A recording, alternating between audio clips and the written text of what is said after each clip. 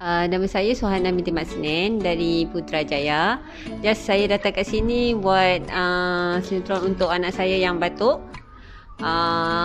So sekarang saya buat dah 3 kali saya buat. So sekarang anak saya dah okey.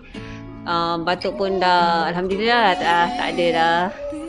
So saya suggestkanlah kepada siapa anak-anak yang kecil-kecil, yang baby, yang kita tak tahulah kan, baby kan batuk kita tak tahu, tak ada ubat. So buat cara yang macam ni, so bolehlah dia melegakan pahak dia, batuk dia. So saya syorkanlah kat semua parents-parents yang ada masalah anak yang batuk,